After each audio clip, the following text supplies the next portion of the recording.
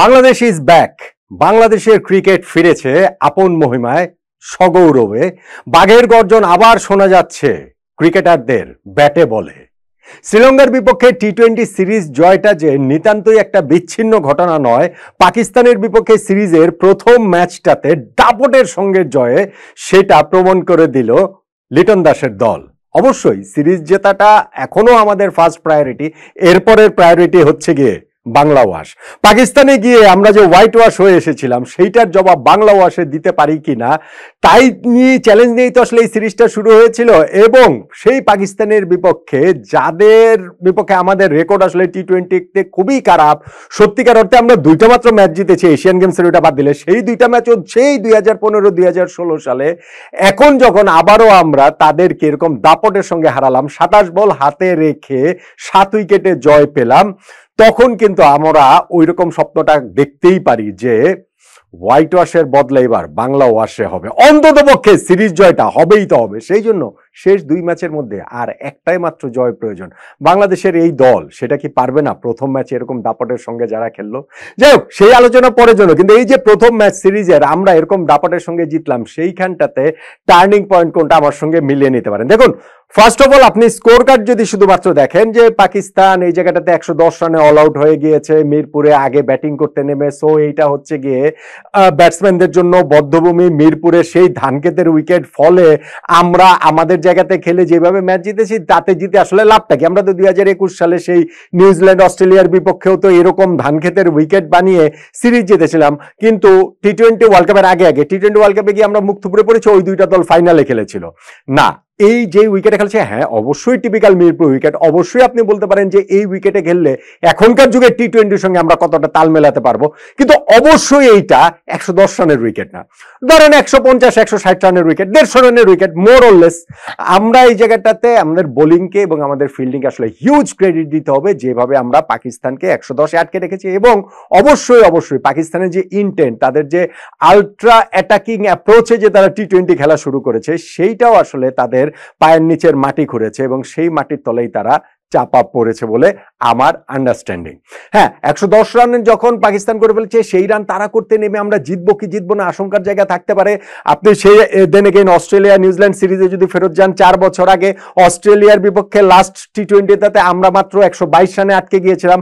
তখন মনে হয়েছিল অস্ট্রেলিয়া ম্যাচটা জিতবে, অথচ অস্ট্রেলিয়াকে আমরা 62 রানে অল আউট করে দিয়ে 60 রানে ম্যাচটা জিতে গেছিলাম। ফলে আজকেও যখন এই 110 রান তারায়, শুরুতেই আমাদের 7 রানের মধ্যে দুইটা উইকেট করে চলে গেল।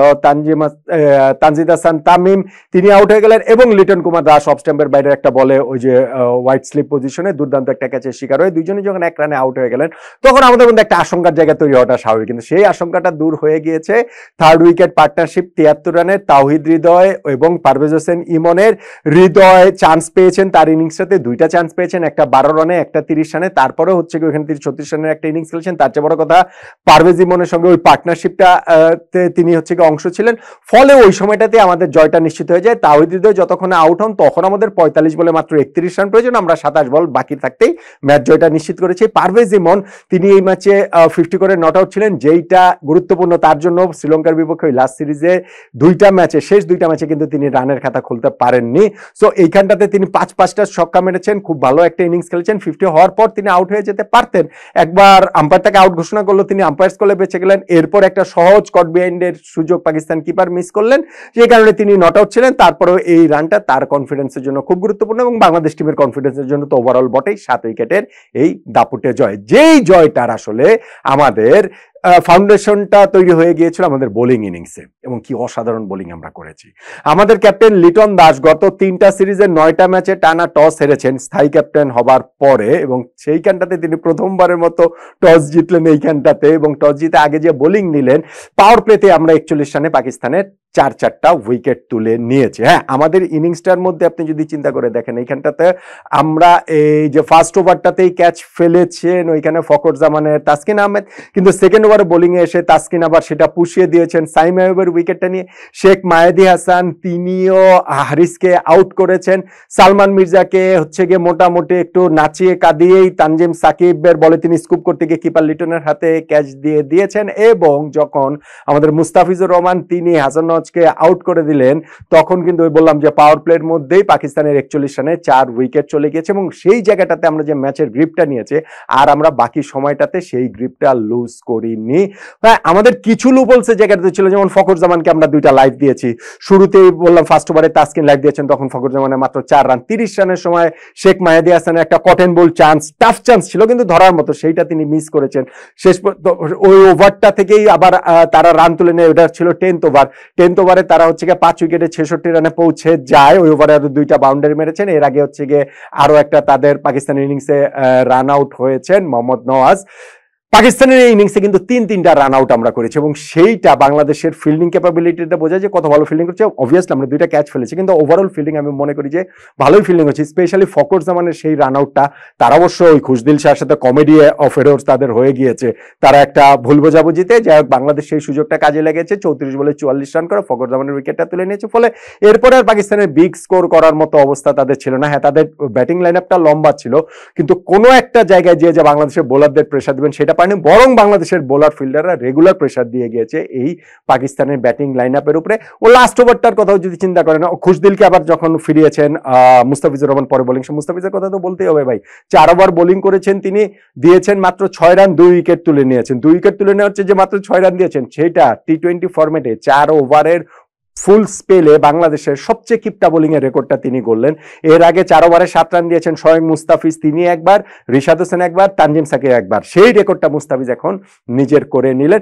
2021-এর সেই 2টা সিরিজে মুস্তাফিজ যেমন আনপ্লেয়েবল ছিলেন অস্ট্রেলিয়া নিউজিল্যান্ডের বিপক্ষে, সেই স্মৃতিটা আসলে কিছুটা ফিরিয়ে আনলেন, ওইটা আমরা বলতে পারি। আবার লাস্ট ওভারটার কথা আমি বলছিলাম যে পাকিস্তান 110 7 উইকেট নিয়ে ঢুকেছিল এবং সেই ওভারে প্রথম 3টা বলে তারা 3টা উইকেট হারিয়ে অল আউট হয়ে গেল। তাসকিন ফার্স্ট এবং থার্ড বল উইকেট নিয়েছেন, মাঝখানের বলটাতে রান আউট হয়েছে, ওই 3 রাউন্ড রান আউটে থার্ডটা। ফলে আমি মনে করি আমরা 110 রানে যখন পাকিস্তানকে আটকে রেখেছি তখনই আমরা জয়ের পথটা অনেকখানি ক্লিয়ার করে ফেলেছি। সেইটা ব্যাটিং ইনিংসের শুরুতে আমরা 7 রানের মধ্যে তানজিদ তামিম এবং লিটন দাসের উইকেট হারানো সত্ত্বেও, দেন এগেন আমি বলছি যে অবশ্যই মিরপুরের এই উইকেট আদর্শ উইকেট না টি-20-র জন্য, এটা কোনোভাবেই 200 রানের উইকেট না, কিন্তু এটা আবার 110 রানের উইকেটও না। ফলে এই জায়গাটাতে একেবারেই মিরপুরের ধান ক্ষেত, একেবারেই ব্যাটসম্যানদের বদ্ধভূমিতে খেলা হয়েছে এবং মিরপুরের উইকেটেরই ক্রেডিট, বাংলাদেশের ক্রেডিট নাই, এইটা আমি মানতে রাজি না।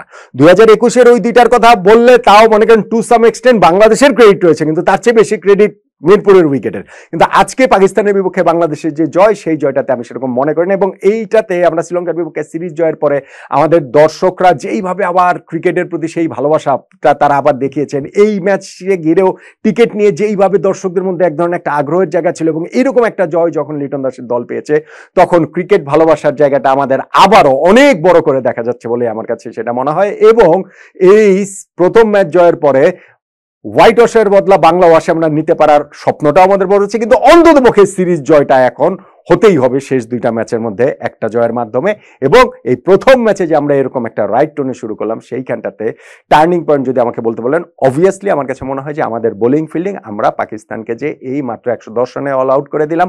অবশ্যই এখানে আপনি আর আলাদা করে বলতে পারেন আমাদের 3-3টা রান আউটের কথা, যেহেতু এরকম এই জিনিসগুলো খুব রেগুলার ঘটে না, মানে আমাদের ফিল্ডারদের কাছ থেকে এইরকম এফোর্ট একটা 20 ওভারের ইনিংসের মধ্যে এরকম খুব বেশি দেখা যায় না। কিন্তু সবকিছু মিলিয়ে আমি আসলে শেষ পর্যন্ত পাওয়ার প্লেতেই আমাদের ওই যে 41 রানে যে 4 উইকেট পাকিস্তানে তুলে নিয়েছিলাম, এটাকেই আমি টার্নিং পয়েন্ট বলবো। ওইটাই আসলে আমাদের টোন সেট করে দিয়েছে বাকি ম্যাচের জন্য। এবং বাংলাদেশকে যে আসলে পাকিস্তানের পক্ষে ধরা সম্ভব নয়, বাংলাদেশ যে এই পাকিস্তানকে তাদের বিপক্ষে কাগজে কলমে 4র্থ জয়, কিংবা এশিয়ান গেমসের কথাটা বাদ দিলে সত্যিকার অর্থে 3য় জয় যে আমরা পেয়েছি 2015-2016 সালের একটা দীর্ঘ সময় পর, 9 বছর পর যে পাকিস্তানকে আমরা টি-20 ম্যাচে হারিয়েছি, তাতে আমার কাছে টার্নিং পয়েন্ট মনে হয় পাওয়ার প্লেতে শুরুতেই পাকিস্তানের 4-4টি উইকেট তুলে নেওয়া। কতটা একমত হচ্ছেন আপনি?